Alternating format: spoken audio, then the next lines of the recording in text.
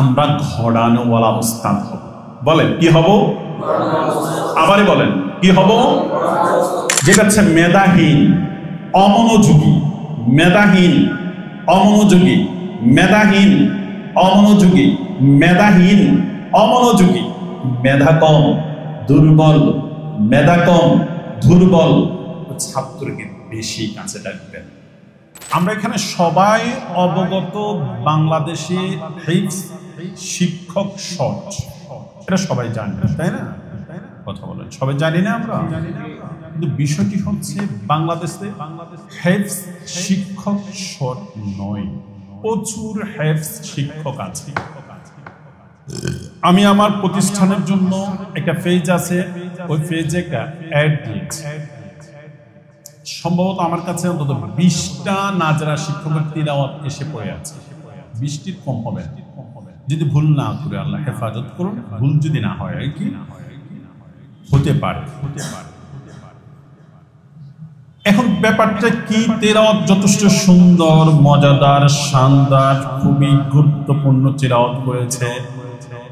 আমার কাছে কয়েকজনের তেলাওয়াত এমন মনে হয়েছে যে তারা কোথা থেকে শুরু করবে, কোথা থেকে শেষ করবে, মানে একটা ঘটনা থেকে শুরু করেছে, ঘটনাটা পুরো শেষ করেছে। মানে এই তেলাওয়াতটা শোনার পরে বুঝতে পেরেছি তার যথেষ্ট কোরআন কেন্দ্রিক ভালো একটা কি আছে, নলেজ আছে। তাহলে যেটা বলতে চেয়েছি সেটা কি, ওর পরে ও ওখান থেকে আমি কাউকে সিলেক্টেড করতে পারি কেন? বিষয়টি কেন? শুধু আমি না, এভাবে বাংলাদেশে অসংখ্য প্রতিষ্ঠান আছে যারা শিক্ষক সংকটে আছে। কিছু প্রতিষ্ঠান, কিছু প্রতিষ্ঠান আছে সংকটে নাই, কোনো প্রবলেমে নাই, শিক্ষক নিচ্ছে বের হচ্ছে, নিচ্ছে বের হচ্ছে, নিচ্ছে বের হচ্ছে। আজ থেকে 3 থেকে 4 দিন পূর্বে বাংলাদেশে একজন পপুলার ওয়াইজ আমার অফিসে বসে আমাকে বলল যে ভাইজান,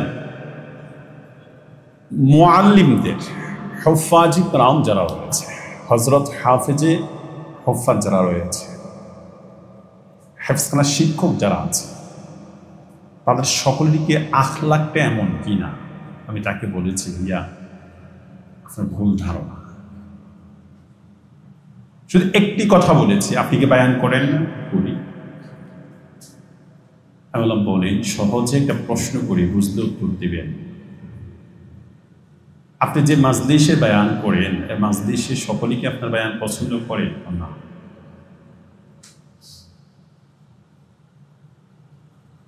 এই যে আপনি বায়ান করেন, এর মাঝে আপনার প্রেজেন্টেশন, মানে উপস্থাপনা, বাচন ভঙ্গি, রেফারেন্স, হাদিস, কোরআন সুন্নাহ, ইজমা কিয়াস, অনেক তথ্য আছে যেগুলো ভুল থাকে।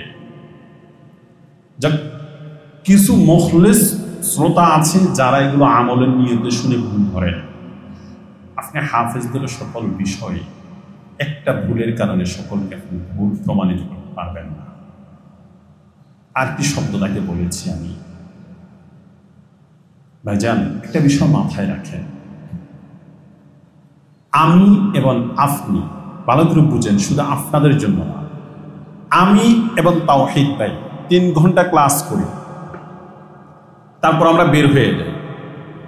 বের হওয়ার পর আমাদের হাঁটা, চলাফেরা, ঘোরাফেরার একটা সুযোগ থাকে, ওখানে আমাদের ভুলগুলো অন্যদের নজরে আসে না। এই শিক্ষকদের ভুলগুলো আমাদের নজরে খুব বেশি প্রবল কেন, নজরে আসে কেন, ধরা পড়ে কেন? ওরা 24টি ঘন্টায় একটি অডিটোরিয়ামে থাকে, একটি কক্ষে থাকে। এই জন্য তার হাঁটতে, চলতে, উঠতে, বসতে আমাদের ভুলগুলো বেশি ধরা পড়ে। এই শিক্ষকদেরকে রাখার ক্ষেত্রে আমরা যারা পরিচালক আছি, ওনাকে বলছি আমাদেরকে অনেক বেশি শিথিলতা অর্জন করতে হবে। শিক্ষক যারা আছে তাদের মাঝে আমাদেরকে যথেষ্ট আন্তরিক হতে হবে, ইভেন পরিচালক আন্তরিক হতে হবে, তাহলে সহজ। প্রথম বিষয়টি শেষ। দ্বিতীয় অপশনটুকু, আমাদের কি প্রয়োজন? আমাদের 5টি বিষয় শিক্ষক হওয়ার জন্য, এই 5টি বিষয় বলে খুব সহজে শেষ করছি।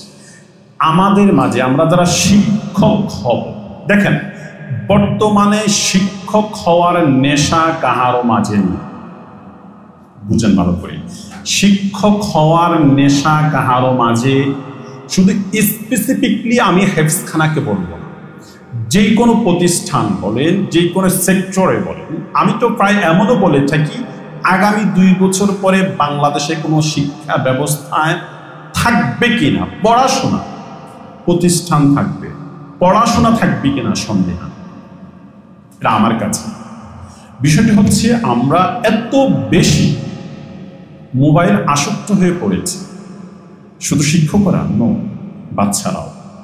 যেমন এই যে কোরবানি ঈদে বাচ্চারা বাড়ি থেকে আসছে, এক একটা শিক্ষকের ঘাম ঝরে যাচ্ছে, তাদের পড়াগুলো কি ইয়াদ করাই, ঘুম গেলেও তারা টিকটকার যারা তাদেরকে চোখে দেখে, ইউটিউবার যারা কন্টেন্ট ক্রিয়েট করে তাদেরকে তারা স্বপ্নে দেখে। একটা সময়, এই খণ্ডকালীন সময়, একটা সময় আমরা আমাদের জামানায় অনেক মুখলেস ছাত্রকে দেখেছি যারা রাত্রে কোরআনকে স্বপ্ন দেখত। রাত্রে ঘুমের ঘরে খুব বুঝার একটা ফল্ট, রাত্রে ঘুমের ঘরে বাচ্চারা কোরআন তেলাওয়াত করত। বর্তমান প্রেক্ষাপটে এসে ঘুমের ঘরে বাচ্চারা কন্টেন্ট ক্রিয়েটরকে তার নাম বলে, টিকটক কার দেখেছে সেটা বলে ঘুমের ঘরে। তাহলে এখানে গ্যাপটুকু শুধু শিক্ষকদের নয়, ইভেন আমাদের বর্তমান যে অবস্থা, যে প্রেক্ষাপট, সমাজ ব্যবস্থা, এখানেও দায় আছে। সেই ক্ষেত্রে আমি বলবো, আমরা যারা হেফজ বাচ্চাদেরকে পড়াবো তাদেরকে অনেক বেশি সচেতন হওয়া লাগবে, অনেক বেশি ত্যাগী হওয়া লাগবে। দুটো, অনেক বেশি সচেতন, ইভেন অনেক বেশি ত্যাগী। আমরা যারা পড়াবো তাদের 5টি গুণ লাগবে। শিক্ষক হওয়ার নেশা লাগবে। বলেন, কি বলেছি? শিক্ষক হওয়ার নেশা লাগবে। বলেন, শিক্ষক হওয়ার, আবারই বলেন, শিক্ষক হওয়ার নেশা লাগবে। এই যে আমি ইউজ করি, আপনারা তো করেন, এই যে আমি ইউজ করি, এই ফোনটা আমার হাত থেকে নামে না। গাড়ি, বাড়ি, নারী, খাওয়া দাওয়া, ওঠা বসা, 24 ঘন্টা আমার কাছে ফোনটা এভাবে থাকে। তাহলে কি বললাম? এটা কি? নেশা। বলেন, এটা কি? নেশা। এটা কি? নেশা। 90 দশকের পরে হেফজখানার শিক্ষক যারা 2005 পর্যন্ত হেফজখানায় খেদমত, 2006-07 খেদমত করেছেন, এ পর্যন্ত যারা ছিলেন এরা ছিলেন শিক্ষক। বলেন, এরা কি ছিলেন? শিক্ষক। এদের নেশা ছিল কি? শিক্ষক হব। এদের নেশা কি ছিল? আমি একজন শিক্ষক হব। আমার নেশা মোবাইলের যেমন, ওই সময়ে শিক্ষকদের নেশাটা বাচ্চাদেরকে নিয়ে এমন ছিল। আমি শুধু স্পেসিফিকলি শুধু হেফজখানাকে বলবো। আগে একটা শিক্ষক ভোর রাত্রে কোনো ঘড়ি অ্যালার্ম দেওয়া লাগতো না, কোনো ঘড়িতে কোনোভাবেই কোনো সাউন্ড করা লাগতো না। মোবাইল তো ছিলই না, ইভেন কোনো রকম বাটন একটা ফোন ছিল, এটাতে কেউ হয়তো বুঝতেও না যে এটাতে অ্যালার্ম দেওয়া যায়। তাহলে বুঝেন, শিক্ষক ঠিক টাইম যেটা 2:30, 2টা, 3টা বাজে উঠে তাহাজ্জুদে দাঁড়িয়ে যেত। তাহাজ্জুদে দাঁড়িয়ে কি কাজ ছিল শিক্ষকের? কাজ ছিল কি? Abdullah, Abdur Rahman, Muttalib, Abdul Muttalib, Abdur Rahim সবক পারে নাই। ওই শিক্ষকের জায়গায় দাঁড়িয়ে নামাজের মুস্তার মধ্যে যাই নামাজে দাঁড়িয়ে আল্লাহর কাছে বলবেন, আল্লাহ তার ধ্যানকে তুমি খুলে দাও। শিক্ষকে দোয়া করতেন, ছাত্র যেহেতু ভালো ছিল সেজন্য দোয়া কাজে লেগে যেত। এখন শিক্ষকরা দোয়া করেন, আমি সেটা বলবো না, শিক্ষকরা দোয়া করলেও ছাত্র যেহেতু ভালো না, জন্য কাজে লাগে। সেজন্য আমি আপনাদেরকে বলবো, তাহলে ওই সময় শিক্ষকগুলো ছিল ফিকিরওয়ালা। বলেন, কি ছিল? ফিকিরওয়ালা। তাদের ফিকির কি ছিল? শুধু বাচ্চা আমাকে ঘড়াইতে হবে। প্রথম আমাদের ফিকির কি? আমরা একজন উস্তাদ হব। বলেন, আমাদের ফিকির কি? আমরা একজন। দ্বিতীয় নাম্বার ফিকির কি? আমি আমার বাচ্চাদেরকে ঘড়াবো। বলেন, আমি আমার বাচ্চাদেরকে, আবারই বলেন, আমি আমার বাচ্চাদেরকে ঘড়াবো। আমি আমার বাচ্চাদেরকে ঘড়াবো। প্রথম ফিকির, আমি একজন উস্তাদ হব, আখলাক ওয়ালা উস্তাদ হব। আমি একজন আখলাক ওয়ালা উস্তাদ হব। আমি একজন আখলাক ওয়ালা উস্তাদ হব। আমি একজন আখলাক ওয়ালা উস্তাদ হব। দ্বিতীয় নাম্বার ফিকির কি? আমি আমার বাচ্চাদেরকে ঘড়াবো। বলেন, আমি আমার বাচ্চাদেরকে, আবারই বলেন, আমি আমার বাচ্চাদেরকে। দুটো বিষয় পড়াইতে আপনারা এখানে যারা আছেন সবাই পারবেন। বুঝেন ভালোভাবে বাবা, আপনারা এখানে যাহারা আছেন সবাই পড়াইতে পারবেন। দেখেন একটা বাচ্চা, যেমন আমার বাচ্চার মা আমার বাচ্চাকে বাড়িতে পড়া, বলেন কি করে বাড়িতে? আপনার মা আপনাকে বাড়িতে পড়াইছে। বলেন আপনার ভাবি আপনার ভাতিজাকে পড়াচ্ছে, আপনার বোন আপনার ভাগিনাকে পড়াচ্ছে, ঘোরাচ্ছে না। বলেন কি না? ঘোরাচ্ছে না। দেখেন এই যে এরা ঘোরাইতে পারে না বিদায় পাঠশালা পাঠায়। কোরআন শরীফকে ঘরে বসে মুখস্থ করা, ঘরে বসে মুখস্থ করাও যায়, বাট এই মুখস্থটা বাচ্চা ধরে রাখতে পারবে না, এটা কোনো কোয়ালিটি হবে না, এটা কোনো গ্যারান্টি থাকবে না, ইয়াদের কোনো অবস্থান থাকবে না, পড়ার কোনো মান সম্পন্ন হবে না। সেজন্য বাচ্চাকে কোথায় দিচ্ছে? মার্কাজউদ্দিন ইন্টারন্যাশনাল হেফজখানা দিচ্ছে। তো মার্কাজউদ্দিন ইন্টারন্যাশনাল হেফজখানা দিলে কি হবে? শিক্ষকদের নজরে নজরে থাকবে, শিক্ষকদের সোহবতে থাকবে, মাদ্রাসার কানুনের ভিতরে থাকবে, মাদ্রাসার সিস্টেমের ভিতরে থাকবে, তাহলে এই বাচ্চা ঘুরে যাবে। কি বলছি বলুন তো? এই বাচ্চা ঘুরে যাবে। তাহলে বলেন পড়াইতে যে কেউ পারে, ঘরাইতে সবাই পারে না। বলেন আপনি অন্তত 20 জন শিক্ষক, আরেকটু আমি আপনার একটা দৃষ্টিতে নিয়ে আসার চেষ্টা করতেছি, আপনার টোটাল একেবারে চোখেতে নিয়ে আসার চেষ্টা করতেছি, খুব ভালো করে বোঝার চেষ্টা করো বন্ধু। আপনি 20 জন শিক্ষকের কাছে পড়েছেন, যদি হাফেজ নুরানি হেফজখানা ধরে নেন, এখানে যদি কেউ দাওরা পর্যন্ত পড়ে থাকেন দাওরা, কেউ কামিল পর্যন্ত পড়ে থাকলে কামিল, এ পর্যন্ত আপনি 20 জন শিক্ষককে পেয়েছেন। বলেন তো আপনি কাকে বেশি স্মরণ করেন? যে আপনাকে ঘোরাইছে। কাকে বলেন? যে আপনাকে, আবার কাকে স্মরণ রাখেন আপনি? যে আপনাকে ঘোরাইছে। 3 মাস পড়াইছে সে আপনাকে, কিন্তু 3 মাস সে ইখলাসের সাথে সময় দিয়েছে, আপনি তাকে বেশি স্মরণ করেন, তাই না? কথা বলেন, বিষয়টা কেমন না? তাহলে আমি আপনাদেরকে বলবো, আমরা ঘোরানোওয়ালা উস্তাদ হব। বলেন কি হব? আবারই বলেন কি হব? আবারই বলেন কি হব? ঘোরানোওয়ালা উস্তাদকে ওনার মাঝে 3টি বিশেষ গুণ থাকবে। কয়টি? 3টি। কয়টি? আবারই বলেন কয়টি? তিনি সবচেয়ে বেশি দিনদার হবেন। হাফেজ হওয়া সহজ, দিনদার হওয়া অনেক বেশি কঠিন। ওই শিক্ষক 100%, 100% আল্লাহওয়ালা হওয়া সত্য। প্রথম নাম্বার শিক্ষকের গুণ। দ্বিতীয় নাম্বারের গুণ হচ্ছে আপনি বাচ্চাকে অবার তদারকি করতে হবে, ভালোবাসা থাকতে হবে অনেক বেশি, দিলের ভিতর অনেক বেশি ভালোবাসা থাকবে। আমরা আজকে অধিক ছাত্র নষ্ট হচ্ছে কেন জানেন? একটা বাচ্চাকে দেখছে একটা দুষ্টামি করতে, 2টা থাপ্পড় দিয়েছে, বা হয়তো একটু শাসন করেছে, সামথিং একটু শাসন করেছে, এখন তার শাসন নাই, না হওয়াটাই বেটার। হয়তো দেখেছে ওই বাচ্চার উপরে কি সমস্যা, হুজুরে হবে না, কি সমস্যা, হুজুরের ঝামেলা আছে, কি সমস্যা, এই সমস্যা। না না না বাবা না। যে বাচ্চা মেধাহীন, অমনোযোগী, মেধাহীন, অমনোযোগী, মেধাহীন, অমনোযোগী, মেধাহীন, অমনোযোগী, মেধা কম, দুর্বল, মেধা কম, দুর্বল ছাত্রকে বেশি কাছে ডাকবেন, বেশি সময় দিবেন, বাচ্চা উঠে যাবে, বাচ্চা উঠে যাবে।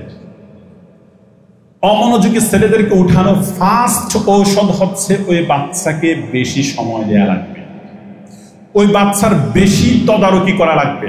খেয়েছি কিনা, ঘুমিয়েছি কিনা, কোনো প্রবলেম আছে কিনা, নাস্তা করেছি কিনা, পানি খেয়েছি কিনা, শারীরিক কোনো প্রবলেম আছে কিনা, গোসল করেছি কিনা, ব্রাশ করেছি কিনা, মেসওয়াক করেছি কিনা, নামাজ পড়তেছি কিনা, এই সকল বিষয় যদি খেয়াল করেন বাচ্চার প্রতি, তাহলে বাচ্চা খুব বেশি মনোযোগ পেয়ে যাবে, খুব বেশি মনোযোগ পেয়ে যাবে। তাহলে এটা দ্বিতীয় নাম্বার গুণ। তৃতীয় নাম্বার গুণ হচ্ছে যথেষ্ট আপনাকে আখলাকি হওয়া লাগবে, আখলাকি হওয়া লাগবে, আখলাকি হওয়া লাগবে। আখলাকটা অত্যন্ত চমৎকার হওয়া লাগবে। আপনার বাসাতে একটা বাচ্চা যেন কোনো প্রকারই যেন ভুলিটির শিকার না হয়,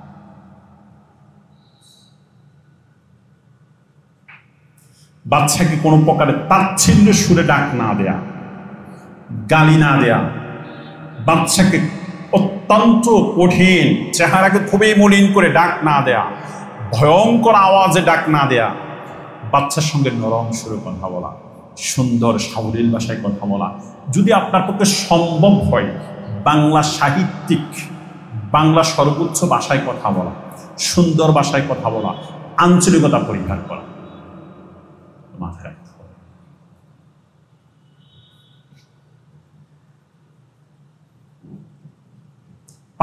পাঁচটি গুণের কথা বলেছিলাম। তাহলে কে? ঘটানোওয়ালা শিক্ষক ও যার মাঝে স্পেসিফিকলি 3টি গুণ আছে। 4 নাম্বার গুণ, একজন শিক্ষকের প্রাইভেসি, তার ব্যক্তিত্ব থাকা ফরজাইন, ব্যক্তিত্ব থাকা ফরজাইন, তার পার্সোনালিটি থাকতে হবে। আপনি যেখানে সেখানে পাঞ্জাবি খুলে ফেলা, টুপি খুলে ফেলা, গেঞ্জি খুলে ফেলা, গরম লাগে হাই উদ্ধাস করা, খুব বেশি অস্থিরতা বোধ করা, এটা না করা। বুঝছেন? এই বিষয়গুলো আপনি একটু ফলো করুন, ঠিক আছে না? হয়তো কোনো একটা প্রবলেম হয়েছে, কোনো একটা ঝামেলা হয়েছে, অস্থির, খুব বেশি অস্থির করা যাবে না। কোনো বাচ্চার থেকে কিছু খাওয়া যাবে না, কোনো বাচ্চার গার্ডিয়ান থেকে কিছু খাওয়া যাবে না, কোনো বাচ্চার মানে অভিভাবকের সঙ্গে চুয়াল করা যাবে না, চুয়ালের বানও করা যাবে না, চুয়ালও করা যাবে না, চুয়ালের বানও করা যাবে না। এটা হচ্ছে আমি আপনাদেরকে বলছি যে শিক্ষকের গুণ, বক্ষকের গুণ এগুলা না। বলেন, শিক্ষক এবং বক্ষক এক না, ফড়ানো ঘোরানো এক না। বলেন তো আপনারা কি হতে চান? আবারই বলেন তো, আবারই বলেন তো, আবারই বলেন তো, আবারই বলেন তো। আল্লাহ সকলকে কবুল করো, আল্লাহ সকলকে কবুল করো, আল্লাহ সকলকে কবুল করো। তাহলে কি বুঝলেন? বাংলাদেশে হুফাজের শিক্ষক আছে, হুফাজে কেরাম আছে, হাফেজরা আছে, হেফজনা শিক্ষকতা করার মতো প্রচুর হাফেজ আছে। কি নাই? ঘোরানোওয়ালা। বলেন কি নাই? ঘোরানোওয়ালা। আবার বলেন ঘোরানোওয়ালা। আপনারা ঘুরতে রাজি আছেন তো ইনশাআল্লাহ? কারি তাওহীদ বিন আলী লাহোরী সাহেব অত্যন্ত ভদ্র একজন মানুষ, আন্তর্জাতিক খ্যাতি সম্পন্ন একজন কারি সাহেব, ভালো একজন মুফাসসির, ভালো তা বয়ান করেন। আপনারা যদি ওনার সংস্পর্শে আসছেন প্রশিক্ষণ করার জন্য, সেই সুবাদে আমি আপনাদেরকে বলবো 31টা দিন, এই যে দেখেন আপনারা যারা প্রশিক্ষণে আসছেন 10 দিন করে চলে যাবেন, 15 দিন করে ভালো লাগে না, 30 দিন করে ভালো লাগে না। আপনি বলুন তা, আপনার সংস্পর্শে যদি একটা বাচ্চা এসে 10 দিন করে চলে যায় কেমন হবে? আপনি সাধারণ, আর ভাই আপনাকে তো এখন কিছুক্ষণ প্রশিক্ষণ করাইছে, মাসকে করাইছে, খাওয়ার মান ভালো, থাকার মান ভালো। আমরা যে সময় প্রশিক্ষণ করেছি ওই সময় কষ্ট আপনাদেরকে বললে হাসবে। তাহলে আমি যে এতক্ষণ কথা বলেছি, আমি খুব বেশি খুশি হব যে আপনারা প্রশ্ন করার পর উত্তর দিতে পারেন। তাহলে আমি বুঝবো যে আপনার কথাগুলো বুঝতে পেরেছেন। আপনি আমার কথাগুলো মানার দরকার নেই, কারণ হচ্ছে আমি এমন কোনো ফিগার না, মানে এমন কোনো ব্যক্তি না যে আপনার কথা মানতে হবে। নো, জাস্ট আপনাদের সঙ্গে আমি পর্যালোচনা করেছি, মুজাকারা করেছি। বাট বিষয়টা হলো আমারও অনেক কিছু শিকার আছে। আমি আপনাদেরকে হয়তো বলিনি যে আমল করার চেষ্টা করবো, যেহেতু আমিও বেআমল, সেজন্য আপনারা দোয়া করবেন আল্লাহ যেন আমাকে আমলি হওয়ার তৌফিক দান করে।